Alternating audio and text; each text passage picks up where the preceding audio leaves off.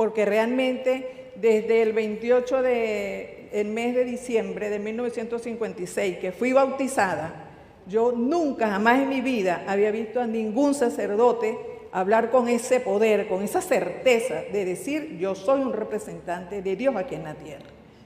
Hermanos, bendiciones para todos. Como es de costumbre, quiero mostrarle estas grandes enseñanzas de nuestro hermano Luis Toro. Veamos qué nos tiene preparado el día de hoy. Veamos el video. Que hiciste todas las cosas celestes y terrestres, visibles, invisibles, tronos, dominaciones, principados, potestades. Te damos la gloria, el honor, el poder, la adoración que solo tú mereces. Y te suplicamos que tu Santo Espíritu nos abra el entendimiento para poder entender las Escrituras con más claridad y disfrutar de ellas. Oh Dios, que tu Santo Espíritu nos llene de tu luz y de tu sabiduría. Amén. Gloria al Padre, al Hijo y al Espíritu Santo. En el nombre del Padre, del Hijo y del Espíritu Santo. Amén. Pueden sentarse.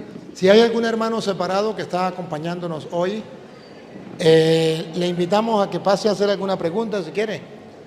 Puede pasar a hacer una pregunta. Le damos la oportunidad a ellos primero, pues son los invitados. Y si no, pues entonces los católicos. ¿Hay algún hermano separado que esté presente y que nos quiera hacer una pregunta? Que levante la mano. Bueno, entonces vamos por aquí. Vamos por el lado, por aquí por el lado. Por aquí por el lado derecho, las personas que quieran preguntar, pueden pasar a hacer la fila por aquí, para que hagan su pregunta. Y yo, pues con todo el cariño, trataré de responderle. El que quiera, por aquí puede hacer la pregunta. Si no preguntan ustedes, les voy a preguntar yo. Venga, pase por aquí, por aquí.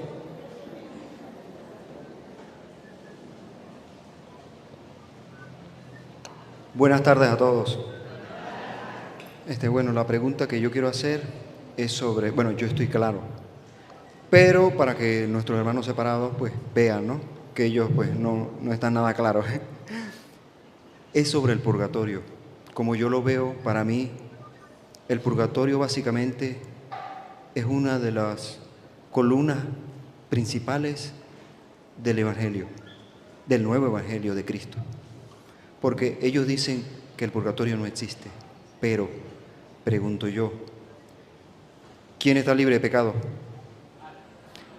Y según el Antiguo Testamento, todo el que tenga pecado muere eternamente. Entonces, si todos tenemos pecado, todos vamos a morir, ¿sí? Entonces tenemos el purgatorio, que está en la Biblia, y quiero que el Padre explique un poco sobre este punto, porque esta es una de las nuevas revelaciones del nuevo Evangelio de Cristo, la existencia de un purgatorio, un sitio donde Dios va a purgar a los justos. ¿Sí? Bueno, esa es mi pregunta, hablar sobre el purgatorio.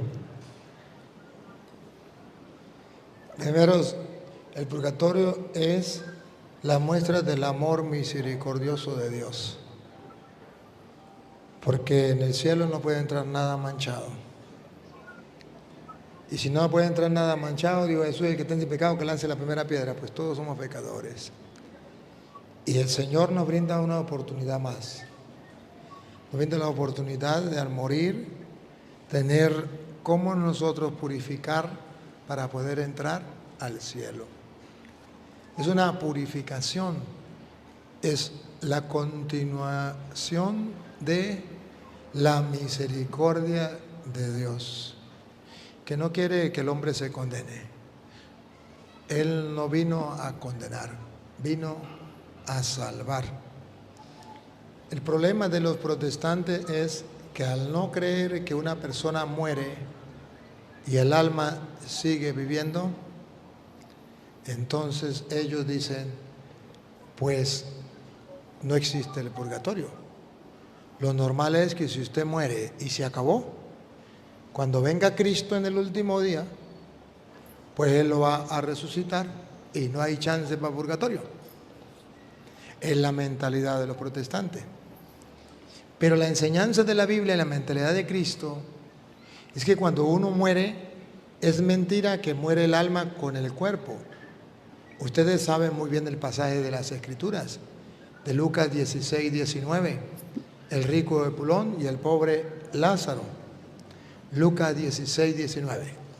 Los dos murieron y no dice la Biblia que lo enterraron y muerto el perro se acabó la sarna. La Biblia dice que el uno fue llevado al seno de Abraham y el otro fue llevado a un lugar de tormentos.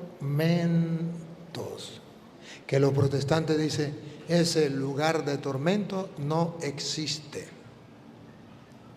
En el juicio final, cuando venga Cristo y el juicio final, ahí sí habrá un lugar de tormento que se llama el infierno y los otros el cielo. Pero resulta que el mismo Jesucristo, para que lo entendamos, Él puso que había un lugar de tormento antes del juicio final, antes de que muriesen todas las personas. Lo leemos con detenimiento para que se den cuenta. Había un hombre rico que se vestía de púrpura y de lino fino y hacía cada día banquete con esplendidez. Había también un mendigo llamado Lázaro que estaba echado a la puerta de aquel lleno de llagas y ansiaba saciarse de las migajas que caían de la mesa del rico. Aún los perros venían y le lamían las llagas. Aconteció que murió el mendigo. Primero, murió el primero. Y ustedes van a observar que la doctrina protestante no es bíblica. Ellos dicen que cuando muere el cuerpo, muere también el alma. Hasta el último día que Cristo viene y resucita el alma con el cuerpo. Pero que antes murió y se acabó. Aquí Jesucristo nos va a enseñar otra cosa con una parábola. Murió el pobre. Y fue llevado por los ángeles al seno de Abraham. ¿Fue llevado por los ángeles al cementerio? No. Al cementerio lo llevaron los que estaban aquí. Pero los ángeles llevaron el alma al seno de Abraham. A eso lo llamamos nosotros el lugar de los justos. Sigue. Y murió también el rico. Vamos a ver. Si murió el rico, vamos a ver si de la muerte acaba de morir el rico, a ver si antes de que se mueran todos en la tierra hay un tormento. O si el rico entra en el tormento después de que ya todos han muerto en la tierra. Que como dicen los protestantes, si hay un tormento, pero en el juicio final. Antes no. Vamos a ver qué dice la Biblia. Murió el rico. Y fue sepultado. Lo sepultaron. Ahora vamos a ver el alma. Y en el Hades alzó sus ojos, estando en tormentos. ¿Dónde estaba? Estaba en tormentos. Y esto es lo que los protestantes niegan. Y esto es lo que los católicos afirmamos que sí, si Jesucristo lo dijo, pues ¿quién va a saber más que Cristo? ¿Los protestantes? No. Nosotros somos cristianos porque le creemos a Cristo. Los protestantes no le creen a Cristo. Y aquí dice Cristo que el rico fue llevado a un lugar de tormentos. Que eso para nosotros es purgatorio. Un lugar de tormento. Entonces, si hay un lugar de tormento, ¿por qué los protestantes dicen que no? Que hay que esperar en el juicio final para el lugar de tormentos. Ahora, ¿cómo nos damos cuenta que no era el juicio final? Por la conversación que sigue. Estando en el lugar de tormentos, vio a Abraham y a Lázaro en su seno, ¿verdad? Y luego pasa, bueno, mire cómo está atormentado, ponga cuidado cómo está atormentado. Y vio de lejos a Abraham y a Lázaro en su seno. Entonces él, dando voces, dijo: Padre Abraham, ten misericordia de mí y envía a Lázaro para que moje la punta de su dedo en agua y refresque mi lengua, porque estoy atormentado en esta llama. ¿Lo ven o no lo ven? Esto es lo que los protestantes niegan. No porque Cristo haya dicho que no existe, sino porque un hombre que no es Dios se atrevió a protestar contra Cristo, que dijo que sí, que el rico pulón estaba en un lugar de tormento y decía: manda a Lázaro que moje la punta del dedo en la lengua porque estas llamas me atormentan. Y le voy a mostrar que no era el juicio final. Era antes del juicio final, antes de que todos murieran. Pero Abraham le dijo, hijo, acuérdate que recibiste tus bienes en tu vida y Lázaro también males, pero ahora este es consolado aquí y tú atormentado. Hijo ingrato que paseas tan ricamente vestido y a causa de mis sudores descansas en tanto olvido. Mira a tu padre quemando, si lo puedes remediar, que Dios lo saque de pena y lo lleve a descansar. Eso lo decimos en la iglesia, basado de ahí, de ese pasaje de la Escritura. Sigue. Además de todo esto, una gran cima está puesta entre nosotros y vosotros, de manera que los que quisieren pasar de aquí a vosotros no pueden, ni de allá pasar acá. Le negó mandar a Lázaro. Ahora observen que todavía no habían muerto las demás personas, por tanto no era el juicio final. Todavía había gente en la tierra vivos. Entonces le dijo, te ruego pues, Padre, que le envíes a la casa de mi padre, porque tengo 5 hermanos, para que le testifique, a fin de que no vengan ellos también a este lugar de tormento. ¿Era el juicio final? Porque sus hermanos, si era el juicio final, tenían que estar muertos también. Pero no era el juicio final. Era en el trayecto de ahorita hasta el juicio final. En el trayecto en que murió el rico Pulón y el pobre Lázaro, y el juicio final, porque todavía quedaba gente en la tierra. 5 hermanos que tengo allá en la tierra, para que no vengan a este lugar ese lugar de tormento. La Iglesia Católica dice, si Jesucristo lo dibujó en esta parábola, nosotros lo creemos porque Él es Dios y somos cristianos. Que los protestantes lo nieguen, a eso se le llama protestante. Que a pesar de que Cristo se tomó la molestia de poner un ejemplo, una parábola, una comparación tan clara, ellos dicen, eso es invento de los curas, invento del Papa, ahí no dice purgatorio, pues se llama lugar de tormento, donde la persona está purgando, pagando. ¿Que no lo ven? ¿Y qué le dijo Abraham? Y Abraham le dijo, a Moisés y a los profetas tienen, óiganlos. Las Sagradas Escrituras, ahí está. Lean la Sagrada Escritura y que oigan la Sagrada Escritura. Él entonces dijo, no. Escuche, él entonces dijo, mire que todavía hay gente en la tierra. No, padre Abraham, pero si alguno fuere a ellos de entre los muertos. Ve que todavía hay gente que no había muerto. Unos ya habían muerto, otros no. Si alguno de entre los muertos va a ellos, se arrepentirán. Mas Abraham le dijo, si no oyen a Moisés y a los profetas, tampoco se persuadirán aunque alguno se levante de los muertos. ¿Se da cuenta que está hablando de que hay gente viva que no cree la palabra de Dios? Y aunque un muerto resucite, no creerán, como los protestantes. Cristo resucitó y dijo que había un lugar de tormento y todavía ellos no creen. Aunque resucite un muerto, no creerán. Cristo resucitó y efectivamente se cumple. No creen. Aunque Cristo resucitado vino y nos dijo todo lo que teníamos que pasar o lo que hay más allá. No solamente esa es la cita, también 1 Corintios capítulo 3, versículo 13, San Pablo va a decir que usted y yo podemos salvarnos, pero después de haber pasado por el fuego, por el lugar de tormento. Estas llamas me atormentan. Después de haber pasado por el fuego, podemos ser salvos. Eso se llama purgar, purificar, como el oro en el crisol. La obra de cada uno se hará manifiesta, porque el día la declarará, pues por el fuego será revelada, y la obra de cada uno cual sea, el fuego la probará. Si permaneciere la obra de alguno que sobreedificó, recibirá recompensa. Si la obra de alguno se quemare, él sufrirá pérdida. Eso se llama purgatorio. Sufrirá pérdida.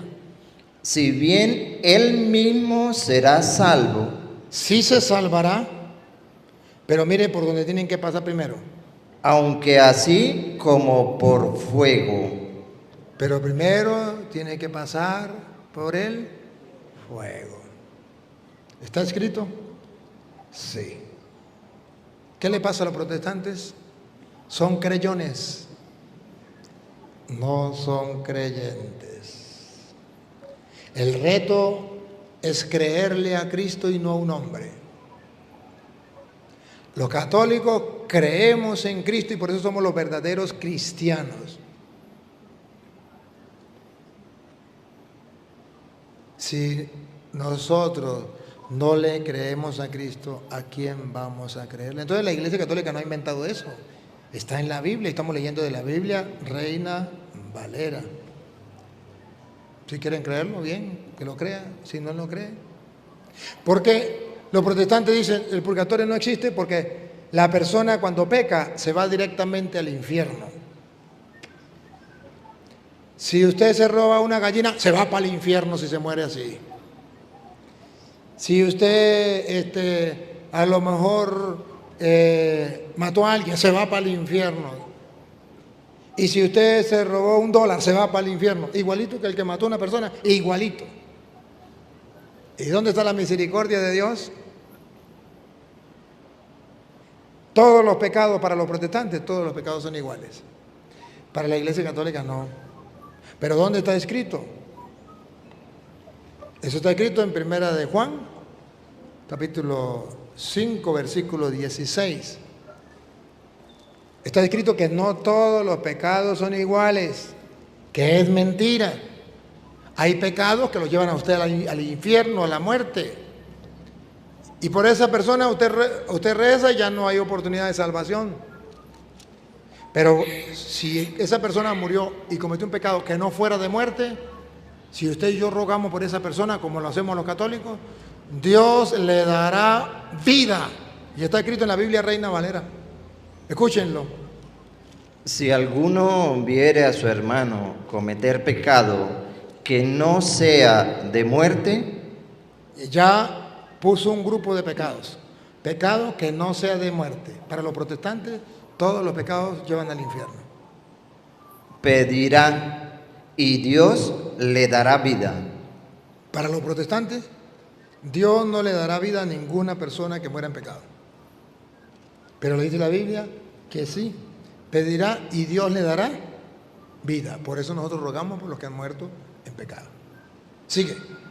Esto es para los que cometen pecado que no sea de muerte. Hay pecado de muerte por el cual yo no digo que se pida. Toda injusticia es pecado, pero hay pecado no de muerte. ¿Qué es lo que no entienden? Díganme, ¿qué es lo que no entienden? Hay pecados que no llevan al infierno. No son de muerte. Pero ¿cómo va a entrar al cielo con ese pecado? Pues tiene que pasar por un lugar de tormento, de purificación. ¿Y qué podemos hacer por ellos? Rogar y Dios le dará vida. Eso no es invento de la iglesia. Eso está escrito. Pero los protestantes pueden decir, pero es que yo no encuentro la palabra purgatorio. Pues no lo llame purgatorio, llámelo lugar de tormento. Llámelo cárcel, llámelo como usted quiera. No se trata de palabras. Nosotros llamamos purgatorio porque significa va a pagar una pena, una sentencia de un juez. Ojo. Y ahí yo quiero aclarar algo porque los católicos a veces se olvidan. La Iglesia Católica enseña que una persona muere en pecado, se condena. Pero no dice si es la condenación eterna o si es la condenación parcial. Hay dos clases de condena. En la cárcel hay dos clases de condena. La condena, cadena perpetua, de ahí no sale. A eso llamaríamos infierno y es una condena. Pero también el juez puede decir, queda condenado a 1 año de cárcel. De ahí sale. No es el infierno, pero es una condena. Para los protestantes, condena es infierno, punto. Toda persona que muera en pecado se va para el infierno. Para el católico no. Ahora, ¿quién decide quién va para el infierno y quién va para el purgatorio? Pues Dios, nosotros no. El juez es el que dicta la sentencia. Pero nosotros creemos que una persona murió en pecado, se condena, pero no decimos que para el infierno. Porque en la Iglesia Católica la condena se divide en dos: condena perpetua y la condena parcial. Un tiempo de purificación, como le expliqué. Y Dios le dará vida. Se salvará, pero como quien pasa por el fuego. Mientras que los protestantes enseñan otra cosa. Otra preguntita, pues.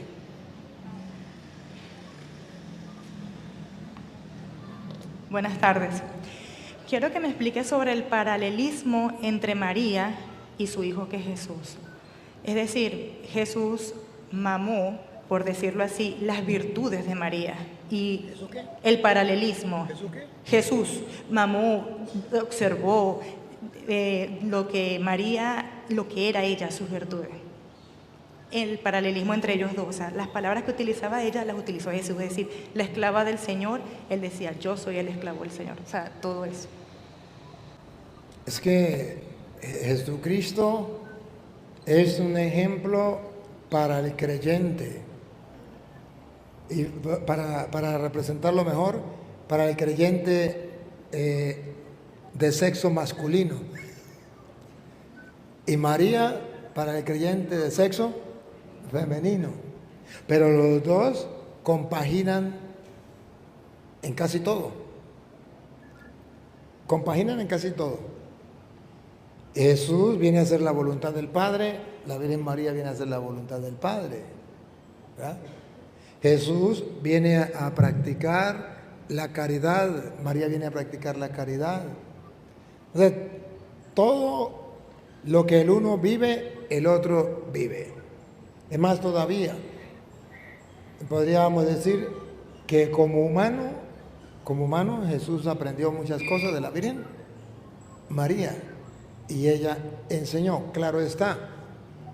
¿Cuál es la diferencia? Gigante, Jesús es Dios y María no. ¿Cuál es la diferencia? Gigante. La diferencia entre María y Jesús, pues ustedes lo saben. Es tan grande la diferencia. María, en comparación con Jesús, se queda en pañales. Sin embargo, Dios quiso que María practicara lo que Jesús venía a enseñar. Todo lo que Jesús viene a decir, María ya lo va practicando.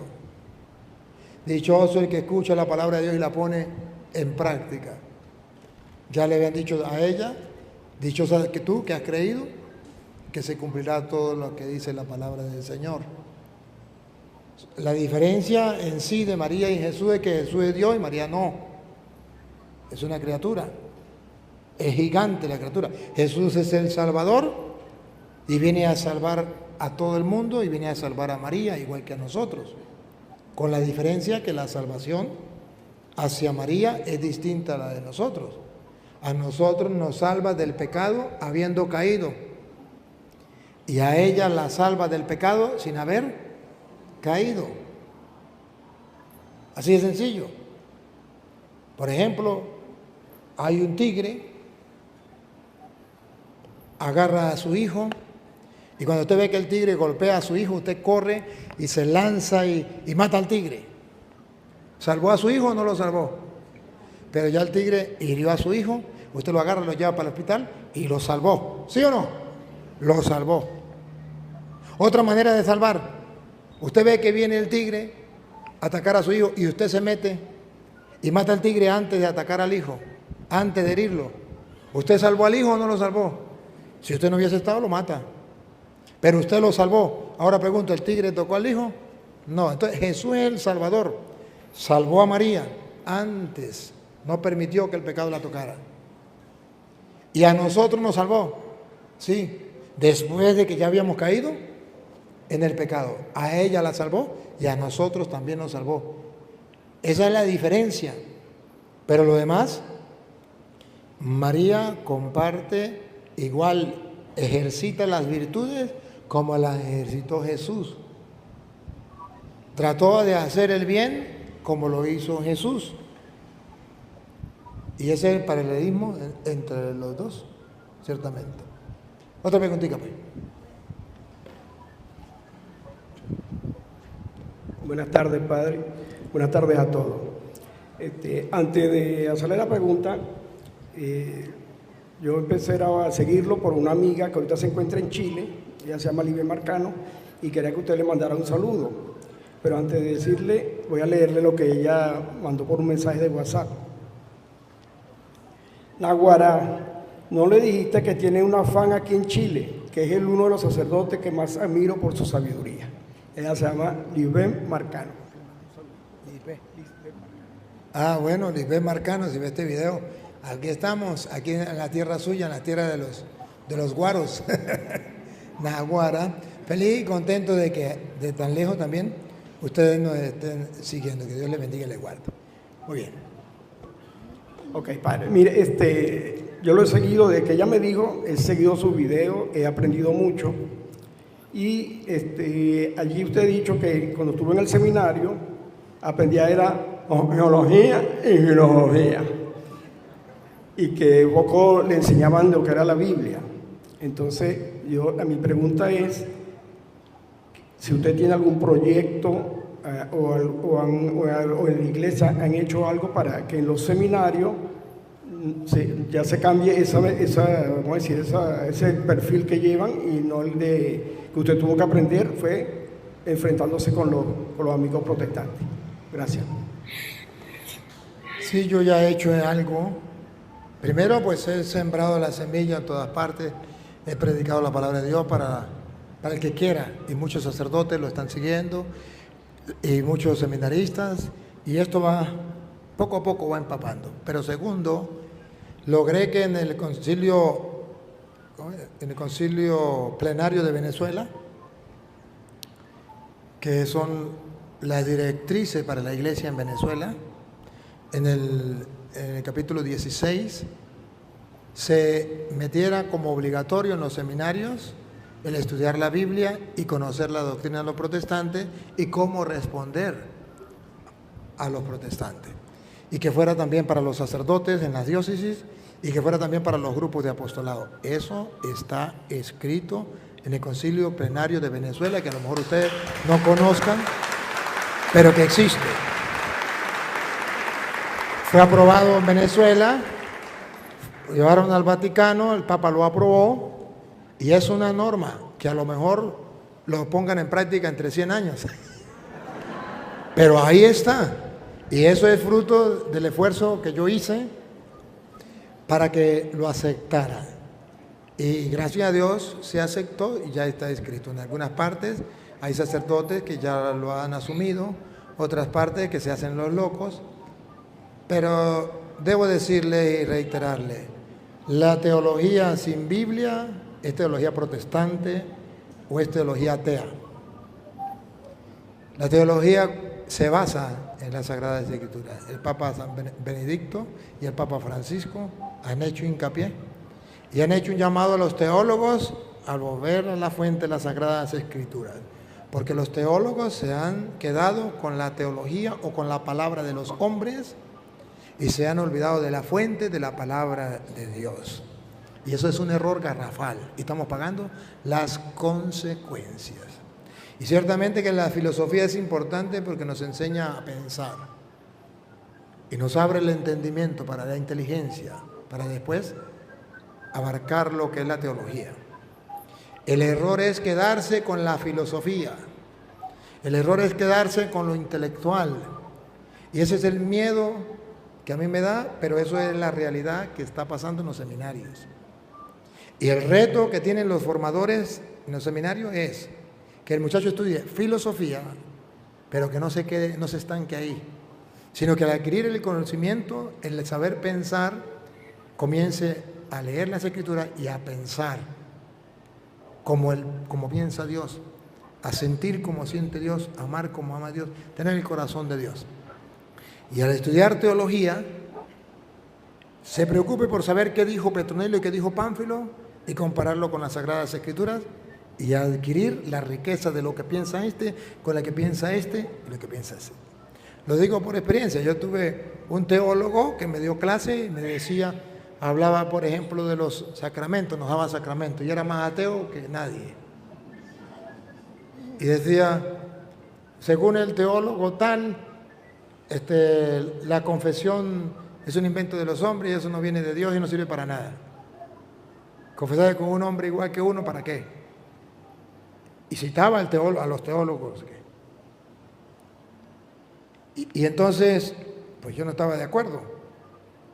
Y los muchachos decían, Toro, ¿ahora qué va a hacer? Y decía, y en el examen, cuando haga el examen, me responden lo que yo les he dicho y los teólogos que yo les he mostrado. El que me responda algo contrario, le pongo 0,1. Tiene que colocar lo que yo les he enseñado. Y los chamos se reían, Toro, ¿usted qué va a hacer? ¿Usted que la Biblia, qué va a hacer? Tranquilo, haga el examen. Según mi profesor, que es un mortal y se lo van a tragar los gusanos igual que yo, la confesión no está en la Biblia, Dios no dejó ese sacramento, no hay que confesar con un hombre, y y según el teólogo tal, y tal. Pero según la Sagrada Escritura, que es palabra de Dios en la cual yo creo, en Juan 20, 21 al 23, Jesús le dijo, como el Padre me envió a mí, yo los envío a ustedes, a quienes ustedes perdonen los pecados, le quedan perdonados, y a quienes no se los perdonen, le quedan sin perdonar. En Marcos 1, 4 dice que la gente iba a confesarse con Juan el Bautista. En Hechos 19, 18 dice que los creyentes iban y confesaban sus pecados. Y Juan capítulo 1, versículo 9 en adelante, dice que si confesamos nuestros pecados, Él es fiel y justo para perdonar nuestros pecados. Y le colocaba así. El hombre se moría de rabia, pero yo le colocaba lo que él decía. No me podía raspar. Se moría de rabia. Pero es la filosofía es para la capacidad de pensar. Y por eso le doy gracias a la filosofía, porque me ayuda a pensar. Pero no me quedé ahí. A pensar cómo ingeniármela para burlarme de ese ateo que me estaba dando clase, llamándose teólogo. ¿Me capta? Entonces, es importante la filosofía, es importante la teología, pero ¿cuándo pierden el sentido o el valor? Cuando se sustituye la filosofía y la teología a la Biblia. Entonces ya se abandona la Biblia y se queda con la filosofía y teología. Eso yo lo llamo sabiduría humana. Y al leer la Biblia, usted adquiere la sabiduría divina, que está muy por encima de la sabiduría humana. Y ese es el reto que tenemos. También los teólogos, porque hoy día los laicos están estudiando teología, y es bueno. Y están estudiando filosofía, y es bueno. Pero exíjanle a sus maestros que la teología esté basada en la Sagrada Escritura. Porque la teología es es de Dios. Y logía, el estudio. La teología, el estudio de... ¿Y vamos a estudiar a Dios sin la Biblia? ¿Y la palabra de Dios? ¿Cómo vamos a hacer? Es una tontería. Es una tontería. Es como, para ponerlo así, me viene una idea, es como ser cristiano sin Cristo. ¿Para qué? Bueno, otra preguntita, pues.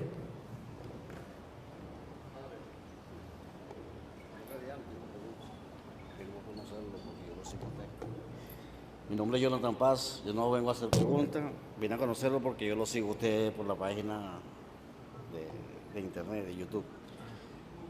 Pero entonces no pregunta, pero sí lo felicito porque usted es conceptual y directo con lo que debe decirle a los que están equivocados.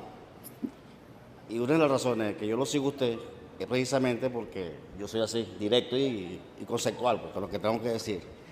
Y me gustaría quedarme más tiempo, padre, llegué tarde, porque la hija mía sale ahorita de tarea dirigida. Pero es un placer conocerlo y siga así, directo y conceptual con lo que tiene que decirle a la gente en la cara. Gracias.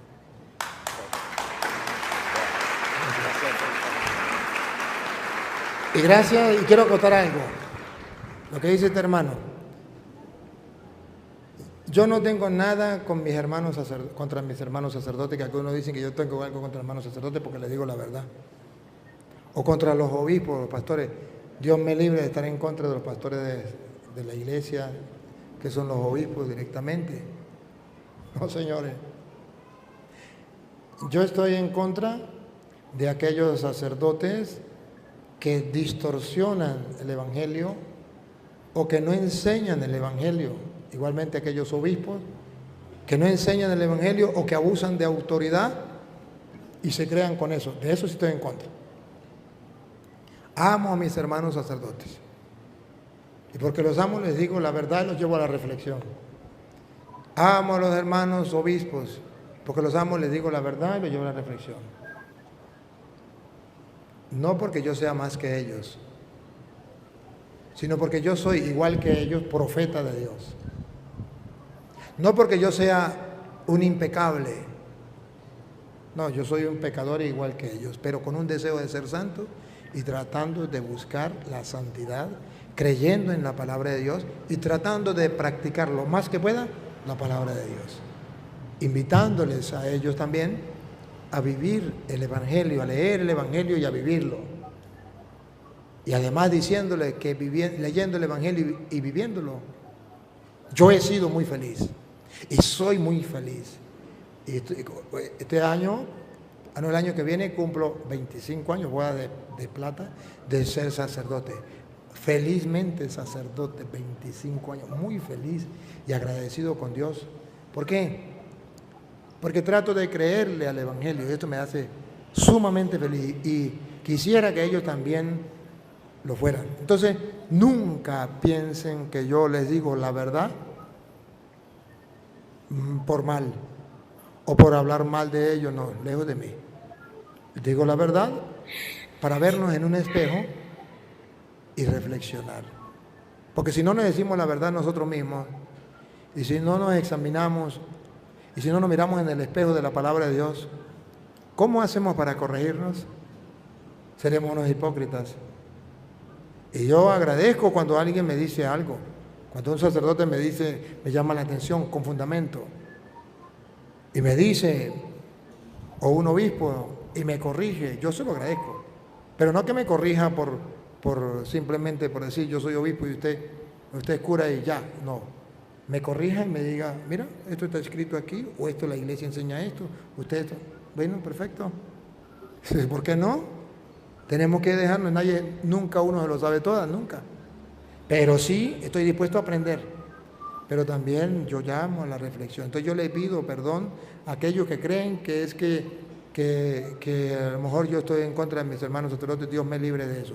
Los amo y valoro lo que son ministros de Dios, sacerdotes del Dios Altísimo, igual que los obispos, y para mí valen oro. Los sacerdotes, los obispos valen oro. Pero sí es la reflexión de que todos tenemos que aprender en la vida. Y también la reflexión de que la verdad es verdad a pesar de lo que sea. Y yo tengo que decirle la verdad a un sacerdote, se la digo, a un obispo se la digo. Yo no tengo pelo en la lengua, no. Porque la verdad es verdad.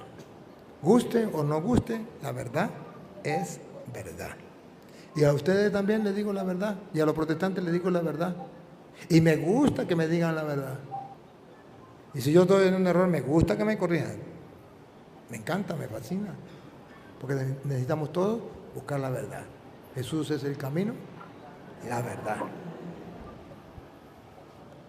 Buenas tardes, Padre. Buenas tardes a todos. En nombre de acá, de la comunidad de Caudare, acá en el Estado Lara, nos sentimos orgullosos y honrados que usted esté compartiendo con nosotros acá. No digamos una pregunta, sino una que usted nos ilustre al respecto, y en lo especial a mí. Es con respecto al bautismo, porque yo lo veo en tres contextos. El bautismo en la Iglesia Católica, de donde venimos nosotros los cristianos. También los evangélicos hablan del bautismo, del evangelio también, los que se convierten y los bautizan. Y también qué recomendación a aquellas personas que aún a la edad que tienen, que conozco mucho y quizás muchos de nosotros lo tienen, no han sido bautizados. ¿Qué recomendación nos podría dar? Y una tareita que, bueno, que es algo muy, muy particular, una tarea que me gustaría que me orientara. Yo pertenezco a una comunidad eucarística de la Parroquia Sagrada Familia de los Rastrojos y tenemos un proyecto de la construcción de una capilla en honor a los niños neonatales en la población de El Manzano, si existe alguna institución, algo que podamos tocar, porque ya hemos tocado bastantes instituciones y no ha... Yo no conozco ninguna. No conozco ninguna ni tengo contacto con ninguna. Yo trabajo simplemente sin institución. Yo trabajo lo que llama la divina providencia. Dios mueve los corazones de la gente y un día alguien dice quiero ayudarle en esto y entonces ayudamos en esto. Y más todavía, cuando necesitamos algo, Dios mueve el corazón y lo que necesitamos nos lo mandan y ya. Así que trabajamos nosotros. Nosotros no tenemos, ni conozco nada de eso. Si no, pues le diría, no tengo contacto de nada. El bautismo, ¿qué le diría yo a esa persona que no ha sido bautizada?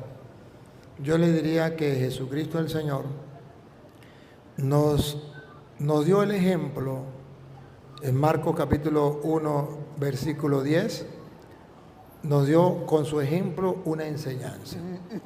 Nos enseñó que el bautismo nos daba a nosotros 3 grandes regalos. Escúchenlo. Y luego, cuando subía del agua, Jesús, después de subir del agua, donde fue bautizado por Juan, ¿qué pasó? vio abrirse los cielos. Teológicamente, ¿por qué se abren los cielos cuando Jesús se bautiza?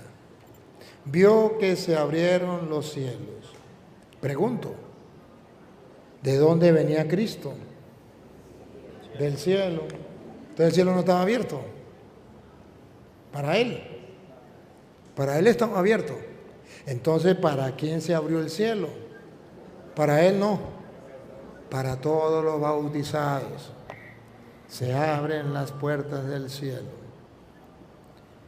Si creemos eso, porque ahí está escrito, pues entonces yo ya soy una persona adulta, no me he bautizado. Pues yo digo, caramba, yo quiero hacer un ejercicio, esto es de fe. Hago un ejercicio, ¿creo o no creo? Si creo, soy creyente, si no creo, soy creyente. Pero tengo que creer, porque si no, ¿quién me va a salvar? Se abrieron las puertas del cielo. Segundo, cuando se bautizó Cristo. Y al Espíritu como paloma que descendía sobre él. Pregunto, ¿es que Cristo no tenía el Espíritu Santo?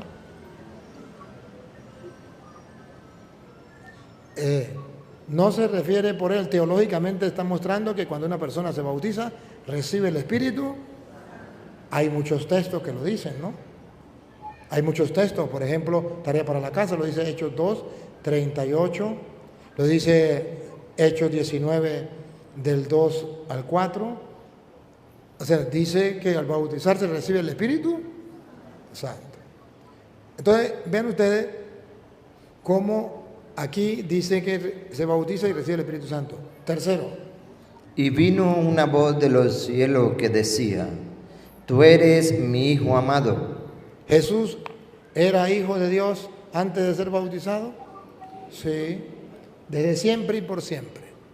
Pero a partir del bautismo dice, tú eres mi Hijo amado, para mostrarnos que todo bautizado pasa a ser hijo amado de Dios. Entonces son 3 grandes regalos que nos da por medio del bautismo.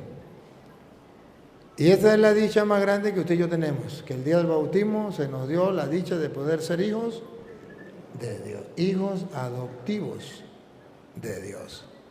Es un caché, es un lujo, no lo merecemos, pero lo somos. Así lo dice Pablo, ¿no? No, Juan es el que lo dice, ¿no? Juan lo dice en primera de Juan 3:2, creo que es. Primera de Juan 3:2. Amados, ahora somos hijos de Dios y aún no se ha manifestado lo que hemos de ser. Pero sabemos que cuando Él se manifieste... Desde el 1, lea el 1. Mirad cuál amor nos ha dado el Padre para que seamos llamados hijos de Dios. Por esto el mundo no nos conoce, porque no le conoció a Él. Miren qué regalo más grande que nos ha dado Dios. Ser hijos de Dios. Es lo más grande que nosotros tenemos. Ser hijos de Dios. ¿Y eso lo hacemos? Dios nos lo da a través del bautismo. Y somos hijos de Dios. Ahora sí el 2. Amados, ahora somos hijos de Dios y aún no se ha manifestado lo que hemos de ser. Pero sabemos que cuando Él se manifieste, seremos semejantes a Él, porque lo veremos tal como Él es. Listo. Entonces, trae una gran dicha ser hijo de Dios. Pero no solamente Jesucristo nos lo enseña, San Pablo, Gálatas 3:27, nos viene a decir que con el bautismo nos hacemos cristianos, o sea, nos revestimos de Cristo. Pertenecemos a Cristo, somos de Cristo y somos herederos del reino. Escúchenlo. Porque todos los que habéis sido bautizados... Usted me dice, ¿qué consejo le doy a los que no han sido bautizados? Bueno, estoy diciendo, el consejo es de Pablo. Todos los que han sido bautizados, los que no han sido bautizados, aunque sean protestantes, se pierden de esto. Todos los que somos bautizados, en Cristo, de Cristo estáis revestidos. Eso se llama ser cristiano. Revestirse de Cristo significa ser cristiano. Todo bautizado es cristiano. Si no ha sido bautizado, aunque sea protestante, pastor evangélico, no es cristiano. Sigue. Ya no hay judío ni griego, no hay esclavo ni libre, no hay varón ni mujer, porque todos vosotros sois uno en Cristo Jesús. Con el bautismo nos unimos a Cristo, somos un solo cuerpo. Ahí donde entramos a formar parte del cuerpo de Cristo. Somos uno con Cristo. Y si vosotros sois de Cristo, ya no solamente pertenecemos al cuerpo de Cristo, sino que somos de Cristo. Le pertenecemos a Él y no al diablo. Somos de Cristo. Para eso nos bautizamos, para no ser del diablo, sino de Cristo. Para no ser del mundo, sino de Cristo. Ciertamente linaje de Abraham sois. Y aquí en la otra parte. ¿Qué dice Pablo? Y herederos según la promesa. ¿Quién es el heredero? El Hijo. Heredero según la promesa. Pasamos a ser hijos de Dios, herederos del reino. El reino de los cielos nos pertenece. Entonces yo le diría, pues, si no se ha sido bautizado, bautícese para poder ser heredero, hijo de Dios, recibir el Espíritu Santo, pertenecer a Cristo, formar parte del cuerpo de Cristo. Todos estos regalos que ahí están en la Biblia. Otra preguntita. Buenas tardes. Bueno, padre, en el momento en que yo le vi por primera vez en mi teléfono, lo que me impactó de usted fue ese poder, esa sinceridad que yo vi cuando usted dice, yo soy Dios, sacerdote del Dios Altísimo. Eso a mí me impactó. Eso fue lo que a mí me impactó. Ahora mi pregunta es la siguiente. ¿Es lícito para nosotros los católicos orar por nuestros pecados y sus consecuencias y por los pecados y las consecuencias de los seres que ya partieron, que ya se fueron? Ya que usted lo mencionaba anteriormente, nuestros hermanos los protestantes, ellos dicen, sobre todo los testigos de Jehová, tengo una hermana que es testigo de Jehová, y ella dice, bueno, ya el que se muere se acaba, y eso va para un juicio final. Ya no hay más nada. Yo como católica creo en la iglesia y jamás me iré de esta iglesia. Esa es mi pregunta. Amén. Sí, Así debe ser, como usted dice. Ya expliqué lo de los muertos, que hay que orar por los muertos. Sí, lo expliqué ya. Y es un error, porque ellos dicen que es en el juicio final y ya no más. Cuando muere se acabó, eso es mentira. Incluso usted puede ver que las almas de los que han muerto, según dice Apocalipsis capítulo 9, versículo 6, o al revés, no 6, 9 creo que es, o 9, 6, si no es blanco es negro. Dice que las almas de los que han muerto están esperando, están vivas, están esperando. 6, 9. Cuando abrió el quinto sello, vi bajo el altar las almas de los que habían sido muertos. Que los testigos de Jehová dice que muere el alma también cuando muere el cuerpo. Pregúnteme si me importa. Los engañaron. Ahí está en la Biblia. Las almas de los que han muerto, los vi. Vi bajo el altar las almas de los que habían sido muertos por causa de la palabra de Dios y por el testimonio que tenían.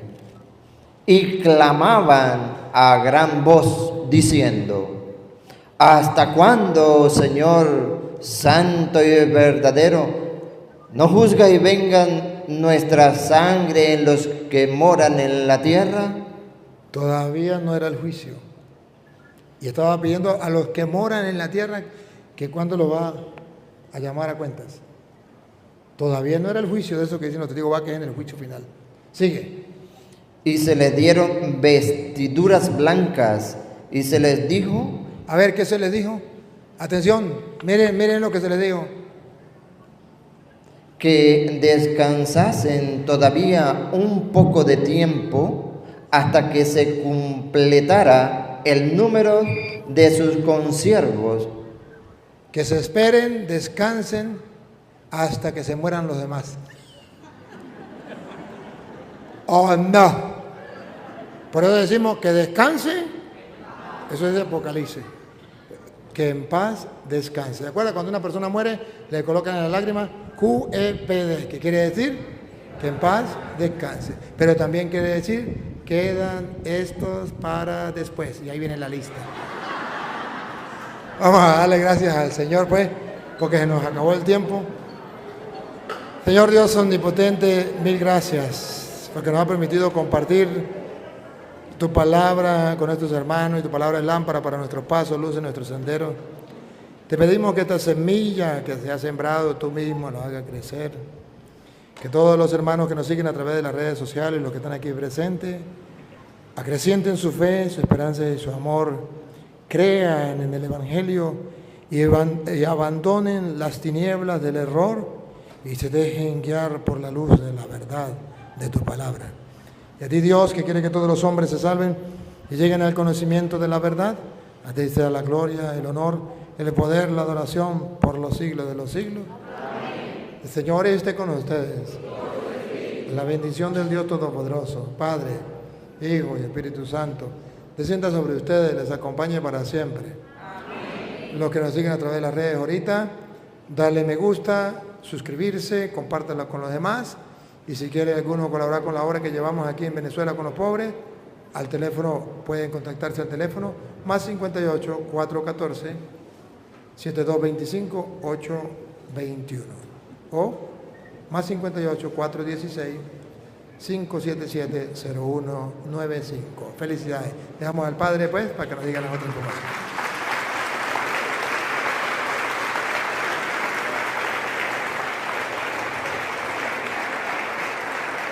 Padre, de parte de la parroquia queremos hacerle este detalle para que siempre nos tenga presente en sus oraciones. Creo que también el grupo de oración tiene un detalle. El grupo de oración... ¿Ya me lo dieron? Ah, ya se lo dieron, ok. Pero queremos ver qué es lo que hay ahí.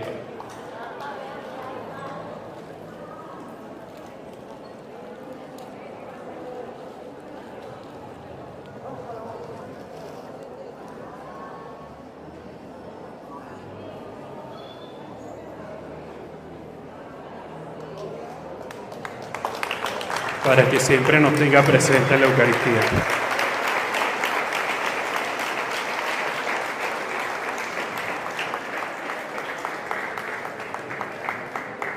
Ese es como un corporal.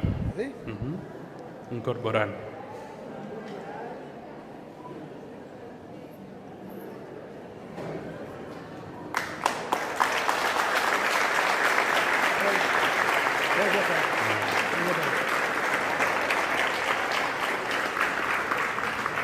Bueno, agradecido primeramente a Dios por esta oportunidad, al Padre Luis Toro por aceptar la invitación, agradecido también con cada uno de ustedes por hacer partícipes de esta actividad. Que Dios les bendiga